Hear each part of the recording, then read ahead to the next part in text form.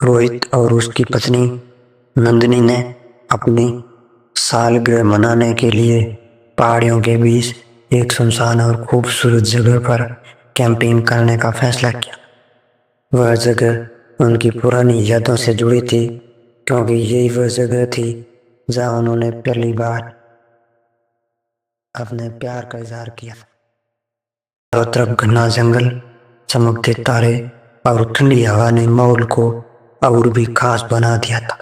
दोनों ने जब अलाव जलाकर बैठकर बातें शुरू की तो नन्ही की आंखों में खुशी के आंसू छलकने लगे, पर उन्हें नहीं पता था कि यह जगह उनके लिए एक खौफनाक रात का इंतजार कर रही थी।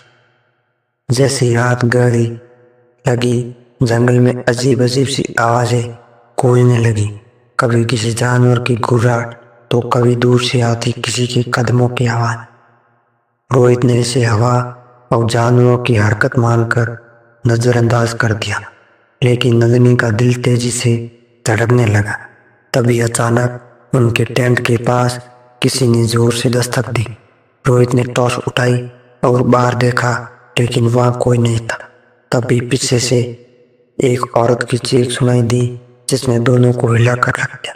नंदिनी की हालत बिगड़ने लगी, उसकी आंखों से बाहर बहने लगी और वह रोहित से बार बार घर चलने की विनती करने लगी। रोहित ने उसे गले लगाकर शांत करने की कोशिश की। तभी उनकी नजर पास के पेड़ पर पड़ी, जहां किसी ने लाल रंग में भाग जाओ, ये जगह तुम्हारी नहीं है लिख रखा था। नंदिनी और ज्यादा डर गई और रोहित से बोली कि यह जगह किसी खतरनाक घटना की गवाह रही होगी। उनकी खुशी अचानक दर्द और भय में बदल चुकी थी। रात के करीब 2 बजे रोहित और नंदिनी ने जंगल से आती एक गूंगी सी फुसफुसाहट सुनी, जैसे कोई उनके नाम ले रहा। जब उन्होंने हिम्मत करके टेंट से बाहर कदम रखा तो उनके सामने एक साया खड़ा था। उसकी आंखें जल रही थी और वह उनकी तरफ बढ़ने लगा। नंदिनी ने सीख मारकर रोहित को पीछे खींचा, लेकिन वह साया हवा में गायब हो गया। तभी उन्होंने देखा कि उनका टेंट खून से सना हुआ था, जबकि वे बाहर ही थे। ये घटना उनकी समझ से बाहर थी। रोहित और नंदिनी ने तुरंत अपनी चीजें समेटी और जंगल से भागने की कोशिश की, लेकिन जैसे ही वे रास्ते पर आगे बढ़े, उन्होंने पाया कि वे बार बार उसी जगह पर लौट रहे थे जहां उनका टेंट लगा रहा था। रोहित ने घड़ी पर देखा तो रात के 2 बजे से समय बढ़ ही नहीं रहा था। ये जैसे समय के चक्कर में फंस गए हो। तभी उन्होंने दूर एक पुराने टूटे फूटे बंगले की झलक देखी। नंदिनी ने रोहित से पूछा, वहां कौन रहता होगा? और रोहित ने डरते हुए कहा, शायद हमारी इस रात का जवाब वहीं मिलेगा। अभी तक रोहित और नंदिनी को लग रहा था कि वे किसी डरावनी कल्पना का शिकार हो रहे हैं, लेकिन सच्चाई इससे कहीं अधिक खतरनाक थी। टूटे फूटे बंगले की ओर बढ़ते हुए नंदिनी ने रोहित का हाथ कसकर पकड़ लिया। उसकी आंखों में आंसू थे, उसकी आवाज कांप रही थी। रोहित, मुझे बहुत डर लग रहा है, हम वापस क्यों नहीं चले जाते? लेकिन रोहित ने उसकी ओर देखा और कहा, नंदिनी, अगर हम वापस गए तो ये रहस्य हमें कभी चैन से जीने नहीं दे। हमें सच का सामना करना होगा। उनके बीच डर और प्यार का संघर्ष चल रहा था। जैसे वे बंगले के पास पहुंचे, दरवाजा अपने आप चरमराते हुए खुल गया। अंदर घना अंधेरा था और एक भयानक सन्नाटा पसरा हुआ। नंदिनी ने हल्की सी रोशनी के लिए अपनी टॉर्च जलाने की कोशिश की, लेकिन टॉर्च की रोशनी टूटे हुए शीशों पर पड़ते ही पूरे कमरे में एक अजीब सा प्रतिबिंब उभर आया। कमरे के एक कोने में खून के धब्बे थे और दीवारों पर अजीब अजीब चिन्ह बने हुए थे। अचानक एक साया दीवार पर तेजी से गुजरी, जिसने दोनों के रोंगटे खड़े कर दिए। रोहित ने चिल्लाकर पूछा, कौन है यहाँ? लेकिन जवाब में सिर्फ उनकी गूंजती हुई आवाज सुनाई थी। नंदिनी डर से पूरी तरह टूट चुकी थी। वह रोहित के कंधे पर सिर रखकर फूट फूट कर रोने लगी। मैंने कहा था यहाँ मत आओ, देखो ये जगह हमें जिंदा नहीं छोड़ेगी। रोहित ने उसे गले लगाते हुए कहा, नंदिनी, मैं तुम्हें कुछ नहीं होने दूंगा, हमें बस कुछ मिनट और चाहिए। और सब ठीक हो जाएगा। लेकिन उनकी बातों के बीच एक बच्ची की कमजोरी सी रोने की आवाज गूंजने लगी। आवाज उस दर्द को बयान कर रही थी जो किसी के दिल को चीर कर रख दे। नंदन ने आंसू के बीच कहा, ये किसी मासूम की आत्मा का दर्द है, हम उसे यूं नहीं छोड़ सकते। बंगले के अंदर और गहराई में जाते हुए उन्होंने देखा कि एक पुराना झूला छत से लटका हुआ था जो खुद ब खुद धीरे धीरे हिल रहा था। झूले के पास एक गुड़िया रखी थी जो खून से सनी हुई थी। तभी झूले के पास एक छोटी लड़की की परछाई उभरी और फटी हुई सफेद फ्रॉक पहने हुई थी और उसके चेहरे पर गहरे घाव थे। उसने कांपती हुई आवाज में कहा, आप लोग यहाँ क्यों आए? इस जगह से चले जाओ, वरना वही होगा तो जो दूसरों के साथ हो। ये सुनते ही नंदिनी का दिल बैठ गया। लड़की की बातों से साफ लग रहा था कि इस बंगले में किसी भयानक घटना का राज छिपा हुआ था। लड़की की परछाई धीरे धीरे गायब हो गई, लेकिन झूला अचानक तेजी से हिलने लगा। झूले के ऊपर एक नोट गिरा जिस पर खून से लिखा था, अगर सच्चाई जाननी है तो तह खाने में जाओ। नंदिनी ने रोहित से कहा, रोहित हमें वापस चलना चाहिए, ये जगह हमारी जान ले लेगी। लेकिन रोहित ने नोट को ध्यान से पढ़ा और बोला, नंदिनी ये शायद उस बच्ची की आत्मा है जो हमें सच बताने की कोशिश कर रही है। हमें तह खाने में जाना होगा। जैसे ही वे तह खाने की सीढ़ियों की तरफ बढ़े, एक भयानक चीख ने उन्हें रोक दिया। तह खाने की सीढ़ियों के पास खड़े रोहित और नंदिनी के चेहरे पर डर और चिंता साफ झलक रही थी। नंदिनी ने रोहित का हाथ कसकर पकड़ा हुआ था और धीमी आवाज में बोली, रोहित क्या सच में हमें यहाँ जाना चाहिए? अगर कुछ हुआ तो रोहित ने उसकी ओर देखा और हल्के से कहा, नंदिनी अगर हम अब रुक गए तो ये रहस्य हमें ताउम्र सताएगा, हमें इसे खत्म करना होगा। नंदिनी की आंखों में आंसू थे, लेकिन रोहित के विश्वास ने उसे कुछ साहस दिया। सीढ़ियों से अंधेरे में झांकते हुए दोनों ने महसूस किया कि जो कुछ भी नीचे था वह उनके जीवन को हमेशा के लिए बदलने वाला। जैसे वे सीढ़ियों से नीचे उतरे, ठंडी हवा का एक झोंका उनके शरीर को झकझोर गया। तहखाना घने अंधेरे में डूबा हुआ था, लेकिन दीवारों पर अजीब तरह के खून से बने निशान दिख रहे थे। चारों ओर एक अजीब सी गंध फैली हुई थी। रोहित ने टॉर्च जलाकर चारों ओर देखा तो एक पुराने लकड़ी के बक्से पर उसकी नजर पड़ी।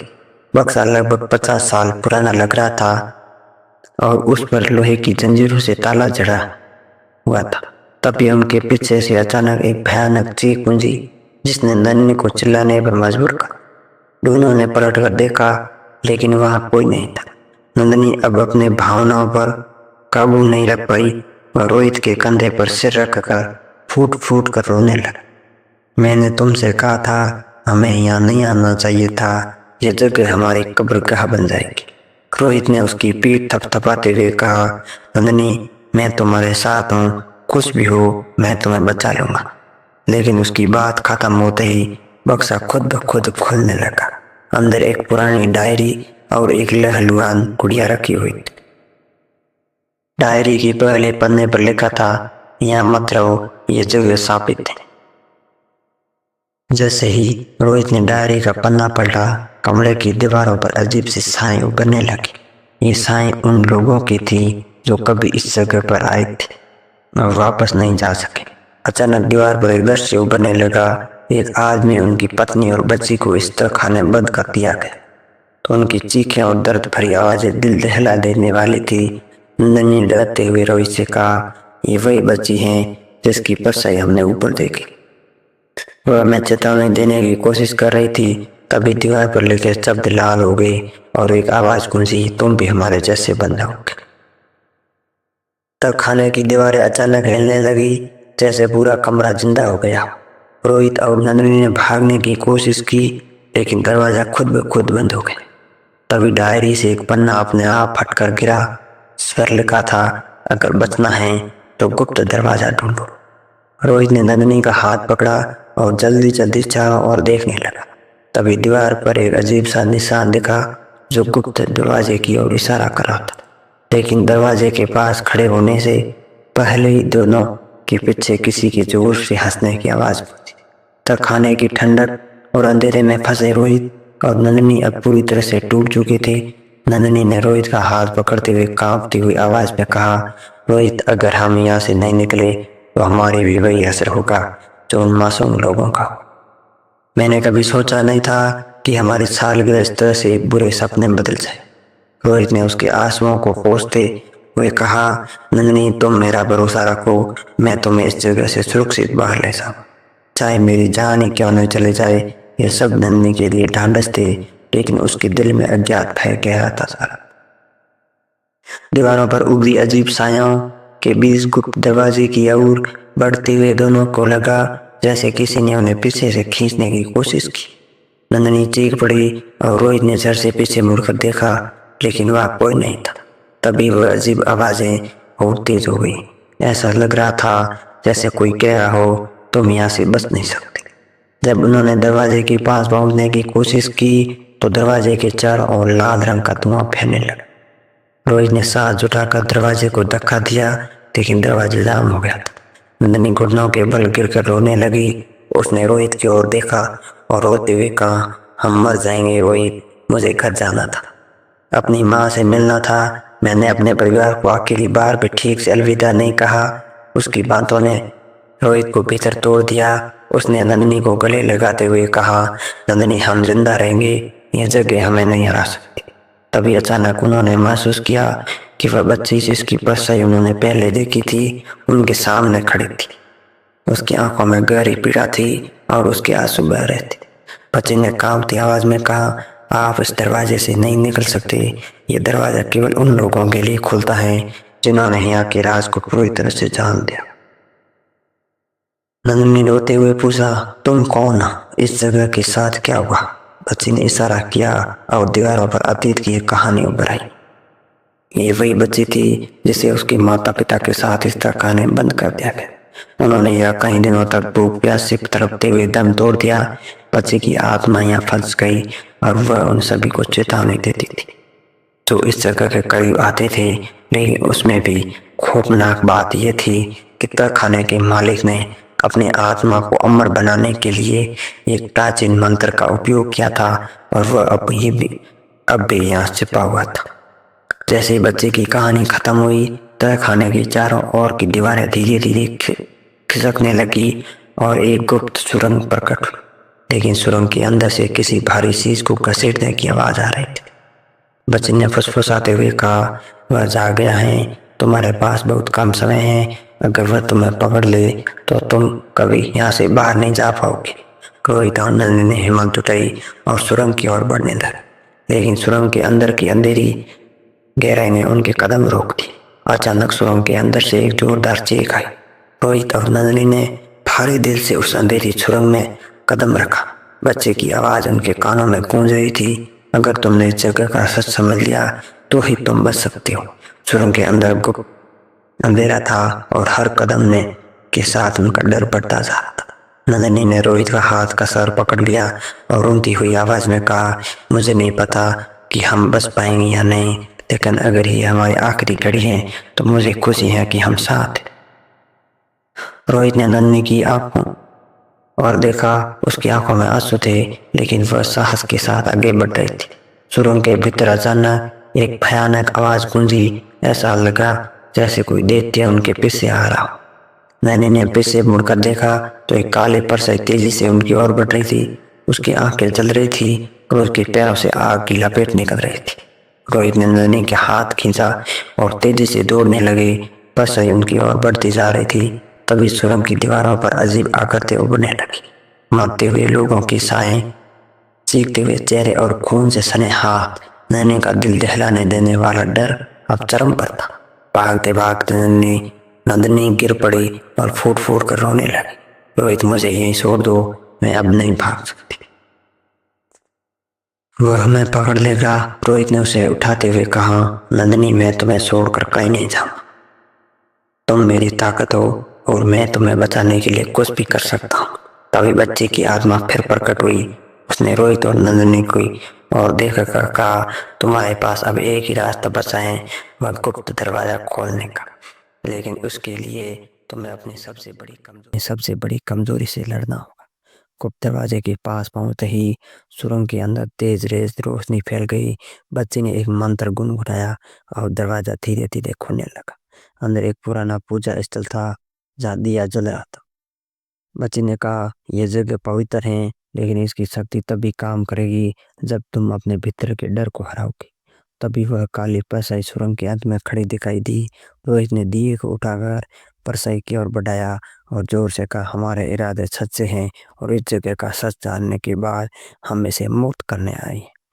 दिए की रोशनी परछाई पर पड़ी और वह दर्द भरी चीख के साथ गायब हो गई। जैसे ही परछाई गायब हुई, बच्ची ने मुस्कुराते हुए कहा, तुमने इस जगह को मुक्त कर दिया है, अब मेरी आत्मा भी शांति पा सकेगी। रोहित और नंदनी की आंखों में आंसू थे। उन्होंने बच्ची को धन्यवाद दिया और तह खाने से बाहर निकलने का रास्ता खोज दिया। बाहर सुबह की रोशनी फैल चुकी थी। नंदनी ने रोहित की ओर देखा और कहा, यह अनुभव हमें हमेशा याद रहेगा। हमने सीखा कि डर का सामना करना ही हमें सच्ची आज़ादी देता है।